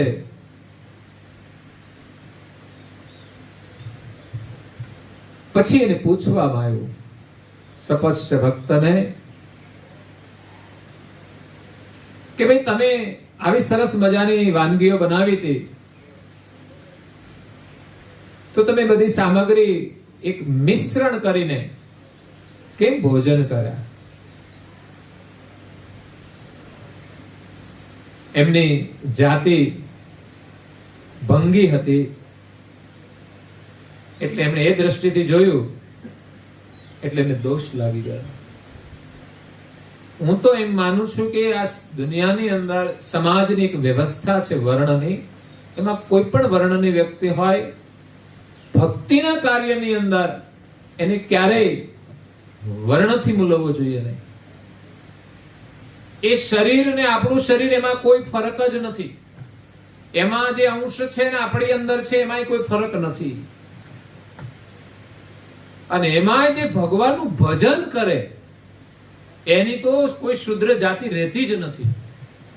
કોઈ પણ કુળમાં જન્મે માણસ જો હલકા કર્મ કરશે ને તો એ જ શુદ્ર છે, અને જે પવિત્ર કર્મ કરે છે એ જ ઊંચ વર્ણ છે. કરુણાસાગર બાપજીએ બે જ જ્ઞાતિ બનાવી છે કે દુનિયામાં સામાજિક વ્યવહાર માટે ભલે 18 વર્ણ હોય, અને 18 વર્ણ આપણા દેશમાં છે, વિદેશમાં ક્યાં છે? ત્યાં બધી જાતના લોકો હોય. જે માણસ સારું ભણે ઊંચી પોસ્ટ ઉપર જાય છે, જે ઓછું ભણે નાની પોસ્ટમાં કામ કરે છે. પણ એનાથી કઈ એ ખરાબ છે એવું તો ના કહેવાય ને. કોઈ નાની પોસ્ટમાં કામ કરતો હોય તો એ માણસ ખોટો છે એવું તો ના કહેવાય. ખોટા તો મોટાય હોય, મોટા પદ ઉપર નોકરી કરતા હોય, ભ્રષ્ટાચાર કરતા હોય તો એ જ ભ્રષ્ટ છે, એ જ શુદ્ર છે. અને નાનો માણસ પણ નાની નોકરી પ્રમાણિકતાથી કરતો હોય તો એ મોટો માણસ છે. એ નાના માણસની આગળ એ ભ્રષ્ટ માણસનું કોઈ જ મૂલ્ય નથી. પછી દેશના પ્રધાનમંત્રી હોય તોય ભલે, જે ભ્રષ્ટાચાર કરે છે એ વ્યક્તિનું સમાજમાં કોઈ મૂલ્ય નથી. કરે કે કરાવે, કરે કોઈ, પણ કરાવનાર પણ દોષિત છે. એટલે વાલ્મીકીને જ્યારે પૂછવામાં આવ્યું ત્યારે એમણે કહ્યું કે જ્યારે થાળ બનાવ્યો એ વિવિધ ભોજન હતું, એ આપણે ભગવાનને તો ધરાયું છે, એને તો આપણે ભોગ લગાવી દીધો છે, પરંતુ એના પછી હું કેવી રીતે ભિન્ન ભિન્ન પ્રકારના સ્વાદ લઈ શકું? મારામાં સ્વાદ બુદ્ધિ ના હોવી જોઈએ. પ્રસાદ માટે મારે પ્રભુનો પ્રસાદ લેવાનો છે. ત્યાં પછી આપણે એમ નહીં કે આ બધાનો સ્વાદ કેવો છે. આપણે તો સ્વાદ માટે જમીએ છીએ કે પ્રસાદ જમીએ છીએ? ક્યાંય પણ પ્રસાદ જમીએ તો પ્રસાદ ભાવથી જમવાનું, પછી સ્વાદ કેવો હતો એની ટીકા નહીં કરવાની. જેવું હોય જમી લો પ્રસાદના રૂપમાં. હા, તમે લગ્નમાં જાઓ તો હવા જ લેજો અને પછી કહેજો આ બધું આવું હતું તેવું હતું. પણ ક્યાંક પ્રસાદ લેવાનો હોય ને ત્યારે જે ભોજન જેવું હોય, ભગવાને આપણને પ્રસાદ આપ્યો છે ને એને આપણે પ્રેમથી સ્વીકારી લેવાનો. મનમાં વિચાર પણ ના આવે કે આવું છે. જ્યાં જે પ્રસાદ મળે એ આપણે લઈ લેવાનો. એમ આ ભક્ત હતા, એ પ્રસાદ લેવા માટે આવ્યા હતા. એને આમંત્રણ હતું કે આપ અમારે ત્યાં પ્રસાદ લો, અમારું યજ્ઞ સફળ થાય. એટલે એમણે પ્રસાદ ભાવથી ભોજન લીધું. એટલે કે છે મેં બધું જ ભોજન એક કરીને લીધું કે જેથી મારામાં કોઈ સ્વાદ બુદ્ધિ ના રહે.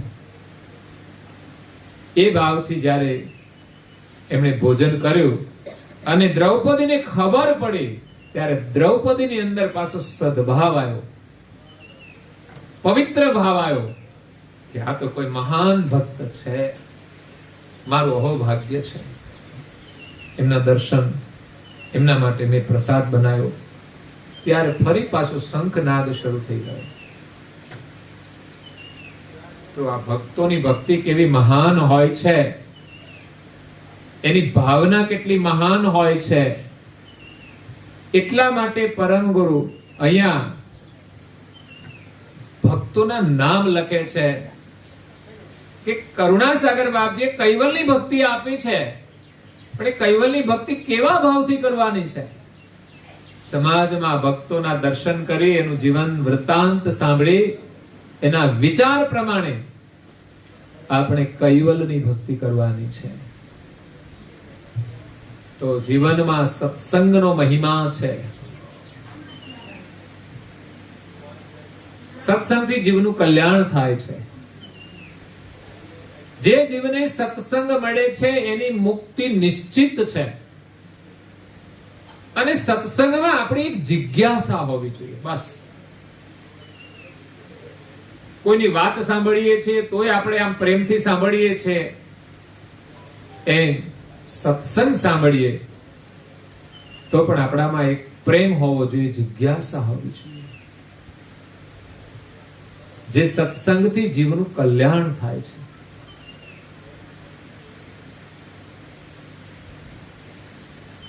જીવનમાં મૃત્યુનો પ્રસંગ જોઈને આપણને ભક્તિ કરવાની પ્રેરણા મળે. કે ભાઈ આ દાદા હતા મંગળ દાદા, એનું જીવન પૂરું થયું અને એ ગયા છે, તો એમ આપણે પણ એક દિવસ જવાનું છે.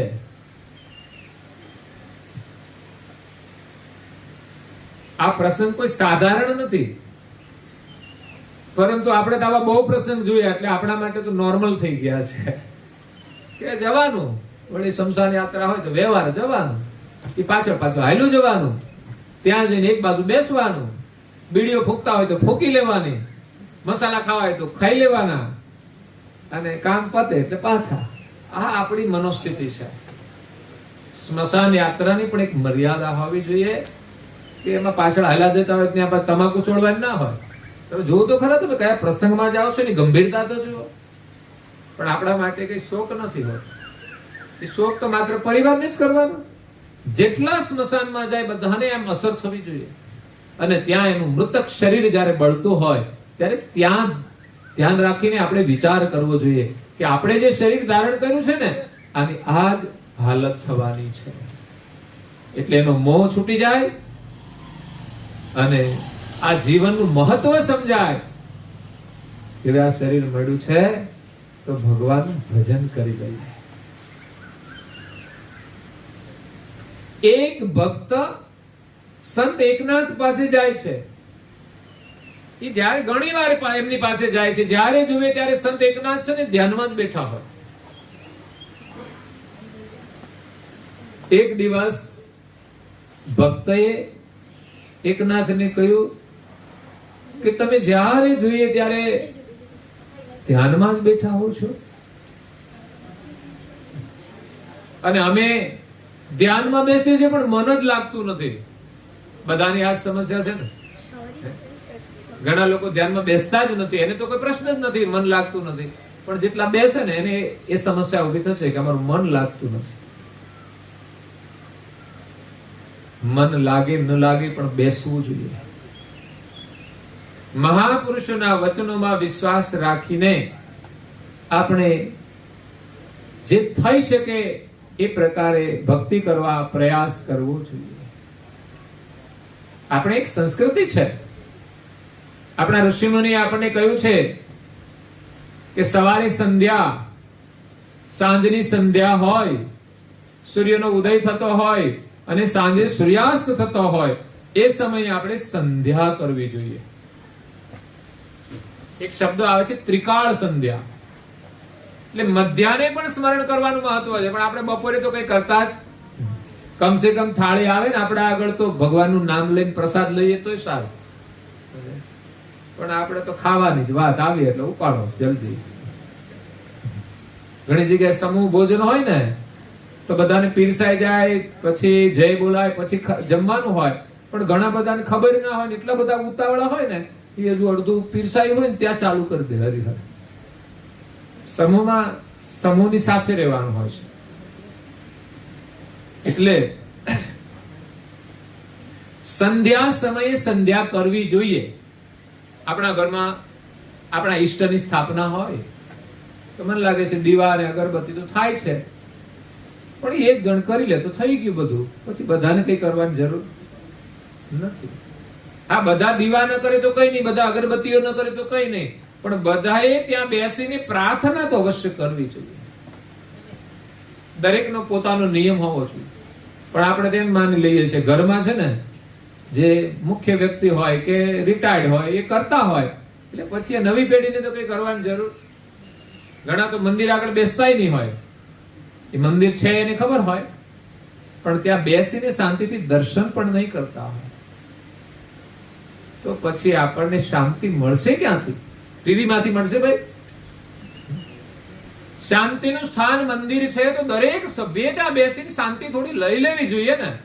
ભૂખ લાગે તો તમે રસોડામાં જઈને ભોજન કરો છો, અકળામણ થાય તો બાથરૂમમાં જઈને સ્નાન કરો છો, પેટ સાફ કરવો હોય તો જાજરૂનો ઉપયોગ કરો છો, તો પછી શાંતિ માટે મંદિર આગળ બેસીને પ્રાર્થના કેમ કરતા નથી?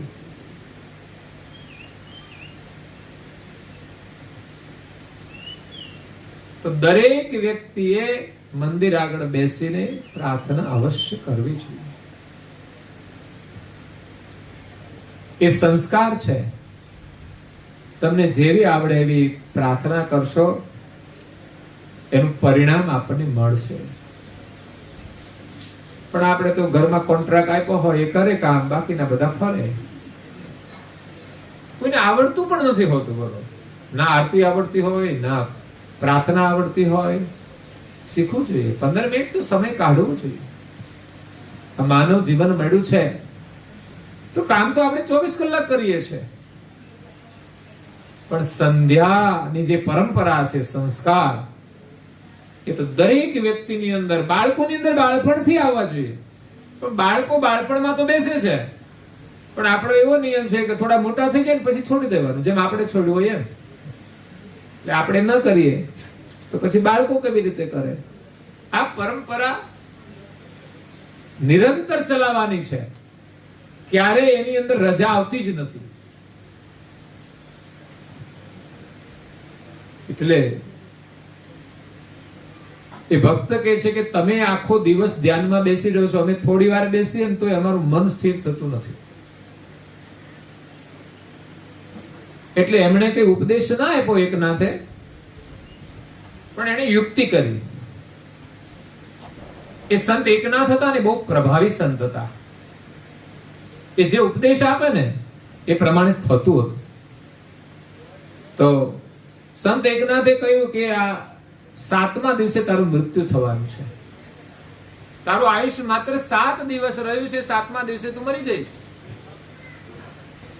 પેલો ભક્ત તો ગભરાઈ ગયો. મોતની વાત સાંભળે ને તો બધા ગભરાઈ જાય. દવાખાને દાખલ કર્યા હોય, ડોક્ટર એમ કે હવે તમારે થોડા દિવસ રહ્યા, પછી તમારું મોઢું ઉતરી જાય. પછી તમે એમ કહેશો કે ભાઈ મારે તો હવે બધું સારું સારું ખાઈ લેવું છે, મારે ફરી લેવું છે, હારા હારા કપડા પહેરી લેવા છે. ના, બધામાંથી મન ઉતરી જાય કે હવે આ બધું કરવાનું, 7 દિવસમાં તો જવાનું છે. પછી તમે બહુ ચર્ચામાં નહીં પડો. પછી આ મમતા, માયા, ઘર ને મોહ ને બધું છૂટી જશે. અને રાખીને તમે કરો છો, 7 દિવસ પછી તો વિદાય તમારી થવાની છે. અગાઉ જો ખબર પડી જાય ને તો મનની શું સ્થિતિ થાય? એકનાથે એમને કહી દીધું, પછી એનું જે થવાનું હોય તે થાય. પણ એ પ્રશ્ન પૂછ્યો ને જવાબ આપ્યો એમણે, તો ઘરે ગયો ને પછી એનું મન સંસારમાં કઈ લાગતું નથી. પછી એને ભગવાનનું નામ લીધું અને આખો દિવસ એને ભગવાન જ યાદ આવે. રાત્રે ઊંઘ ના આવે. અને અત્યારે તો 9 વાગ્યા સુધી ઊંઘ ઉડતી નથી લોકોની. એ કુસંસ્કાર છે. આપણા ઘરની અંદર જો સમૃદ્ધિ જોઈતી હોય તો સૂર્યોદય પહેલા બધા જ ઉઠી જવા જોઈએ. સિવાય ભણતા ન હોય એવા બાળકો, ઘરમાં બહુ વૃદ્ધ હોય, ઉઠી ના શકે એવા હોય, અશક્ત હોય અને બીમાર હોય, એવા લોકો સિવાય બધા ઉઠી જવા જોઈએ. પણ આપણે તો એક 6 વાગે ઉઠે, એક 7 વાગે ઉઠે, એક 8 વાગે ઉઠે, એક 9 વાગે. 4 રહેતા હોય 4 કલાકમાં 4 જણા ઉઠે. તો કામ કરવા વાળાને દોષ ના પડે કે મારે કેમ કામ કરવું. બહુ વિક્ષેપ હોય છે, પણ છતાંય ફરિયાદ નથી કરી શકતા કે તમે વહેલા ઉઠો. ઘણા કે વહેલા ઉઠીને કરવાનું શું, લ્યો એને એ ખબર નથી કરવાનું. તને જન્મ શા માટે મળ્યો એ વિચાર કર. કરવાનું હું કૂતરાને જેમ કે આટા નહીં મારવાના વહેલા ઉઠીને. ભગવાનનું ભજન કરવાનું છે, અભ્યાસ કરવાનો છે. ઘરમાં કઈ જરૂરી કામ હોય તો મદદ કરવાની છે. તો એ ભક્તનું મન લાગી ગયું, ભગવાનનું જ નામ લે છે. 7 દિવસ થયા અને 8મો દિવસ થયો પણ મૃત્યુ તો ના આવ્યું. પછી 9મા દિવસે તો ગયો એકનાથ પાસે કે તમે કહેતા હતા ને કે 7મા દિવસે તારું મૃત્યુ થશે, પણ કઈ થયું નહીં. પણ એ કહે છે તમે પ્રશ્ન પૂછો તો ને ભગવાનમાં મન લાગતું નથી. અડધો કલાક બેસીએ તો પણ આ 7 દિવસમાં કેવું રહ્યું હતું કે આ 7 દિવસમાં તો ભગવાન બહુ યાદ આવતા હતા. એ કે નવરો બેહું તો ભગવાન જ યાદ આવે. પણ હવેના 7 દિવસ છે ને એના પછી તો ચોક્કસ આવશે. એટલે ફરી પાછો ચિંતામાં આવી ગયો કે કદાચ એકવાર ખોટું બોલ્યા હશે, પણ હવે તો આવે જ કદાચ. સિંહ આવ્યો, સિંહ આવ્યો, સિંહ આવ્યો. બધા દોડો કે છે બધા આવે તો કઈ ના હોય. એમ બીજી વાર એમણે કહ્યું 7મા દિવસે મૃત્યુ થશે, તો 7 દિવસ તો એમણે અભ્યાસ થયો તો એનાથી વધારે વ્યાકુળ થઈ ગયું મન ભગવાનનું સ્મરણ કરવા માટે કે હવે તો આ કઈ રહેવાનું નથી, મારું કશું છે નહીં, હું અહીં રહેવાનું નથી. તો ભગવાનમાં મન લાગી ગયું. 7 દિવસ થયા બીજા, મૃત્યુ તો આવ્યું નહીં. ફરી પાછા બીજા 7 દિવસ પછી એક દિવસ ગયો અને આવ્યા એકનાથ પાસે. એમણે કહ્યું કે હવે ભગવાનમાં મન લાગે છે? તો હવે લાગે છે. અને 7 જ દિવસમાંથી કોઈ એક દિવસે આપણું મૃત્યુ આવવાનું છે. પણ આપણે મૃત્યુને બહુ ગંભીરતાથી લેતા જ નથી. જેણે જેણે મૃત્યુને ગંભીરતાથી લીધું છે કે કોઈનું મૃત્યુ થાય ને તો પણ એને અસર થાય ને, તો ચોક્કસ મન આપણું ભગવાનમાં લાગી જશે. પણ આપણે તો મોત આવવાનું હોય તો પણ મોહ છૂટતો નથી, માયા છૂટતી નથી. અને કાં તો લોકો અંત સમયમાં દુખી એટલા હોય છે ને, ભગવાનને પ્રાર્થના કરે, હે ભગવાન અમને લઈ લ્યો. ક્યાં નાખે તને? લઈ. અહીં તો દુખી છે, તને નાખે ક્યાં? દુઃખ એ દુઃખ છે. મૃત્યુ આવે તો પણ એ દુઃખ ઓછું નથી થઈ જતું, એ જતું નથી રહેતું. કોઈ માણસ આત્મહત્યા કરે ને તો એ દુઃખમાંથી છૂટવાનો નથી, એ અધૂરું રહી, એ દુઃખ બીજા જન્મમાં ભોગવવાનું જ છે. તો પછી આ જન્મમાં જ દુઃખ ભોગવવાની તૈયારી રાખીએ અને જીવનમાં સારું કામ કરીએ ને તો દુઃખ ઓછું થાય છે, દુઃખ ભૂલાય છે. એટલે ભગવાનમાં મન લગાવવાનું છે. દુઃખ તો આપણને ભગવાનની યાદ વધારે અપાવે છે ને. એટલે કરુણાસાગર બાપજીએ કહ્યું છે કે જીવનમાં મુક્તિ જોઈતી હોય તો તમે ભક્તિ કરજો. અને જે ભક્તિ કરે છે એને મુક્તિ માંગવી નથી પડતી, પણ ભક્તિ એ જ મુક્તિ છે. તમે ભક્તિમય જીવન જીવો છો એ જ મુક્તિ છે. એવું નથી કે મર્યા પછી મુક્તિ મળશે. જીવતા જ તમે સારું કામ કરો એ જ મુક્ત અવસ્થા છે. અને જીવનભર જેને સારા કામ કર્યા છે એને મર્યા પછી ક્યાં બંધન હોઈ શકે? ભગવાનનું નામ એ જ મુક્તિનું દ્વાર છે. એના નામની અંદર, એના સ્મરણની અંદર આપણને વિશ્વાસ હોવો જોઈએ. કોઈ નિયમ દ્વારા આપણે ભગવાનનું સ્મરણ કરવાનું છે. અત્યારે જેમ કોઈ નિમિત્તે પ્રસંગે આ સત્સંગનું આયોજન કર્યું તો આપણને સત્સંગનો લાભ મળ્યો છે, તો સત્સંગમાં આપણી રુચિ હોવી જોઈએ. અને પ્રસંગ નહીં હોય તો પણ આપણે સત્સંગ સાંભળીશું તો ચોક્કસ આપણું કલ્યાણ થશે. તો આજે કૈવલધામવાસી મંગળદાદાની પાવન સ્મૃતિમાં એમના સુપુત્ર શ્રી અમિતભાઈ સપરિવારની હાર્દિક ભાવનાથી દિવ્ય સત્સંગ પારાયણનું આયોજન કરી અને સાચા અર્થમાં એમની શ્રદ્ધાંજલિ આપી છે અને આશીર્વાદ પ્રાપ્ત થયા છે. આપણું કર્તવ્ય હોય છે શ્રદ્ધાંજલિ આપવાનું, અને આવું ઉત્તમ કાર્ય કરીને આપણે જીવનમાં મોટું પુણ્ય પ્રાપ્ત કરીએ છીએ, આપણું કલ્યાણ કરવાનું. અને પારાયણ પૂરું થયા પછી એના દિવસમાં આપણી લાઈફમાં કંઈક પરિવર્તન હોવું જોઈએ. મારું તો નિવેદન છે કે પહેલું તો તમારે તિલક કરવાનું છે પરિવારને, ખાસ બધા જ સભ્યો. જો ગુરુ ઉપદેશ લીધો હોય, પરમ ગુરુની કંઠી આપણે બંધાવી હોય તો અવશ્ય આપણે ભાલ તિલક કરવું જોઈએ. બીજી પરમ ગુરુની આજ્ઞા છે કે તમે મંત્ર આપવામાં આવે છે. મંત્ર બહુ અમૂલ્ય વસ્તુ છે. આ દુનિયાની બધી જ સમૃદ્ધિ આપી દઈએ ને તોય પણ ન મળી શકે એવો કિંમતી આ મંત્ર છે, જે મંત્ર દ્વારા 14 લોકની સમૃદ્ધિ તમને મળી જાય. એટલું સામર્થ્ય આ મંત્રમાં છે. પણ તમે એમ કહેશો કે મંત્ર જાપથી જે મને મળે છે ને એના આગળ આનું કોઈ મહત્વ જ નથી, મારે આ નથી જોઈતું, આ તો ઉપાધિ વાળું છે, આ તો થોડું જોઈએ એટલું મળે ને ત્યાં સુધી સારું છે, બાકી જાજુ મળે ને આ આખું ગામ આપણે આખું ધારાનગર એકને આપી દે ને તો સુખેથી ના જીવી શકે, કારણ કે નવરો જ ના રહે આ બધું સંભાળવામાં. આખી ધારાનગરની બધી જમીન આપણે રાખી લઈએ તો બધી આપણને મળી જાય, પણ કોઈ કામ કરવા વાળું ના હોય તો. હમણાં મહેમાન આવ્યા હતા ને, એની જમીન બહુ જાજી છે. હમણાં મંદિરે અમે ગયા હતા તો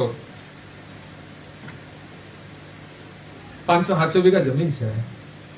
એટલે કે છે બહુ ચિંતા હતી, કેમ તો કોઈ રાખતું નહોતું વાવવા માટે. પણ કે જેમ રાખ્યું એમ રાખ, પણ તું વાવ. છેવટે એ સ્થિતિમાં પણ આપી ત્યારે એને શાંતિ મળે, નહીં તો શાંતિ નથી. એમ આ દુનિયામાં બહુ મોહ છે ને સારો નથી. ભગવાને જેટલું આપ્યું છે, જેવું આપ્યું છે ને, એ આપણું અહોભાગ્ય છે. આપણે માનવ શરીર આપ્યું છે, એનાથી બહુ કોઈ મોટું ભાગ્ય નથી. અને ભગવાનનું નામ લઈ એથી વિશેષ કોઈ ભાગ્ય નથી. બાકી તો જેટલું મળે મહેનત કરીએ. આપણે સાંસારિક જીવન છે, જરૂરિયાત છે, એને પણ સંભાળીને વાપરવાનું છે. આપણો પરિવાર પણ એની અંદર ડૂબી ના જાય, મોહમાં ફસાઈ ના જાય, એવા એને સંસ્કાર આપવાના છે. આપણા પરિવારને કુમાર્ગે ના લઈ જાય, એવા એને સંસ્કાર આપવાના છે. સંપત્તિ જરૂરી છે, પણ સાથે સંસ્કાર પણ મહત્વના છે. આજે અમિતભાઈએ મંગળ દાદાનું જે ઋણ હતું એ સત્સંગ પારાયણ કરીને પૂર્ણ કર્યું છે. એ જ સાચું તર્પણ છે. એ જ એમની સાચી શ્રાદ્ધ વિધિ છે. આપણી તો માન્યતાઓ છે લોકોની કે એનો અગ્નિ સંસ્કાર કરવા એટલે એનું કર્તવ્ય છે. પછી 12મું ને 13મા દિવસે આ પરંપરા પ્રમાણે સંસ્કાર વિધિ થાય છે. પછી એનું કર્તવ્ય પૂરું થઈ જાય. પછી સામાજિક શોક બધા દૂર થઈ જાય. અને પછી પણ એક પરંપરા પ્રમાણે એના અસ્થિ આપણે નદીમાં પધરાવતા હોઈએ છીએ. એક શરીરની ક્રિયા છે અગ્નિ સંસ્કાર કરવો, કે અસ્થિને ગંગામાં પધરાવા કે કોઈ નદીમાં પધરાવા. એક શરીરની અંતિમ ક્રિયા છે, પણ ખરેખર એના જીવનની સાચી અંતિમ ક્રિયા એ આ સત્સંગ પારાયણ છે. અને જીવતા તો જેટલો લાભ લેવાય ને માતા પિતાની સેવાનો, એ આપણે લઈને આશીર્વાદ લેવા જોઈએ. કે કેટલી પણ સેવા કરીએ તો પણ એના ઉપકારનો બદલો ના આપી શકાય. અને એનો અનુભવ તો જે દીકરાઓ છે એમને પણ, જે દીકરાઓ હોય એને મોટા કરવામાં જે એમનું યોગદાન છે એના ઉપરથી આપણે વિચારવાનું કે નાના બાળકો કેવી રીતે મોટા થાય છે, એમાં માતા પિતાનું શું યોગદાન રહે છે. એ યોગદાન મોટા થયા પછી એ માતા પિતા વૃદ્ધ થાય એની સાથેનું મૂલ્યાંકન કરવું જોઈએ. પણ ઘણી વાર લોકો છે ને એમના પરિવારમાં બહુ મોહ મમતા હોય છે ને એમના માતા પિતામાં સેવામાં એને રસ નથી હોતો. એવા જે સંતાનો હોય છે એ દુર્ભાગ્ય છે. પરંતુ આપણે તો માતા પિતાની સેવા કરીને આપણી જાતને ધન્યવાદ આપવાના છે. અને બીજું, માતા પિતાએ જે સંસ્કાર આપ્યા છે વારસામાં, એને આપણે વિકસાવવાના છે. અને આપણા જે બાળકો છે, ભાવિ પેઢી છે, એને પરંપરા દ્વારા સંસ્કાર આપવાના છે. મેં કહ્યું ને, વહેલા ઉઠજો, પછી ગુરુ ઉપદેશ લીધો હોય, ગળામાં કંઠી પહેરવાની, કપાળમાં તિલક કરવાનું, અને મંત્ર જે આપ્યો છે એનો જપ સમય પ્રમાણે કરવાનો, પ્રેમથી કરવાનો. બસ તમે એક ભોળા ભાવથી નિયમ પાડશો ને, એનું પરિણામ એક દિવસ જીવનમાં ચમત્કાર થઈ જશે. બસ આપણી નિષ્ઠા હોવી છે. અને સંધ્યા કરવાની.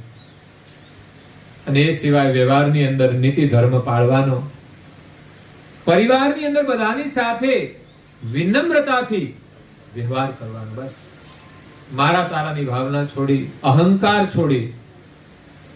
જોઈએ છે ઘણા બધા સુસંસ્કાર પરિવારો છે, એટલા બધા પ્રેમથી રહેતા હોય, એનું જીવન સફળ છે. અને આ જીવન આપણને જન્મ મરણના ચક્રમાંથી છૂટવા માટે મળ્યું છે એમ સમજીને એનું ભાથું થોડું બાંધી લેવું જોઈએ.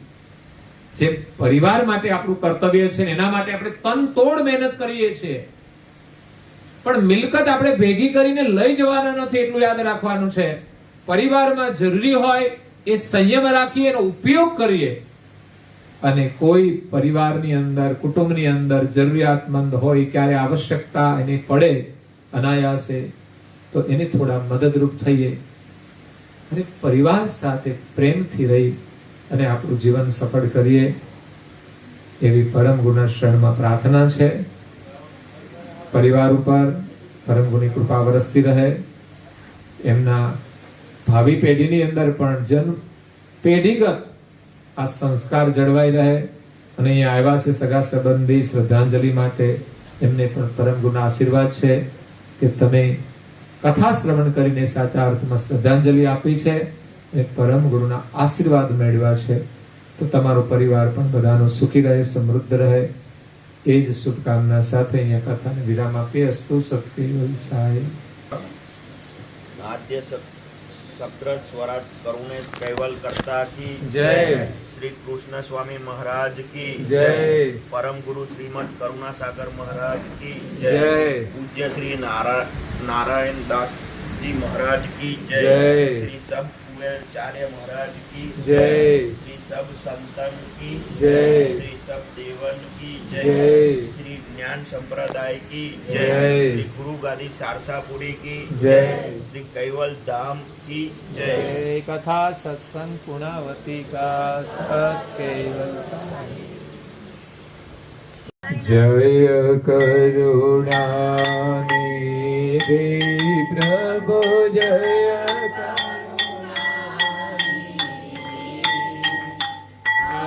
આરતી આરતી પૂર્વક આરતી આરતી પૂર્વક સુરતા કર લીધી પ્રભુ જય કરુણાનિધિ. જય. पूज्य श्री नारायण दास जी महाराज की जय. श्री सब कुबेराचार्य महाराज की जय. श्री सब अविचर दास जी महाराज की श्री धर्मप्रिय दास जी महाराज की श्री सब संतन की श्री सब देवन की श्री ज्ञान संप्रदाय की श्री गुरुगदी सारसापुरी की श्री कैवल धाम की. कथा सत्संग पारायण आरती पूर्ता पूर्णावती का सत केवल साहे. आद्य सकृत स्वराज करुणेश केवल करता की. पूज्य श्री कृष्ण स्वामी महाराज की. पूज्य श्री परम गुरु श्रीमद करुणा सागर महाराज की. पूज्य श्री नारायण दास जी महाराज की. पूज्य श्री सब कुबेराचार्य महाराज की. पूज्य श्री सब संतन की. पूज्य श्री सब देवन की. श्री ज्ञान संप्रदाय की. श्री कायम पंथ की. श्री गगन मढ़ी की. श्री निर्गुण धुनी की. श्री मुक्त द्वार की. श्री ब्रह्म क्षेत्र की. श्री सचिदानंद शाखा की. श्री अचंत अखाड़ा की. श्री अविगत गादी की. श्री भाल तिलक की. श्री रसोई करावे उनकी. श्री उनके माता पिता की. श्री उनके बाल गोपाल की. श्री उनके गुरु गोविंद के. श्री गुरु गादी सारसापुरी की. श्री कैवल धाम की. श्री दाता भोक्ता की. श्री बोल न हरि गुरु महाराज की जय. परम गुरु श्रीमद करुणा सागर महाराज की जय. भोजन थाल पुणावती का साथ केवल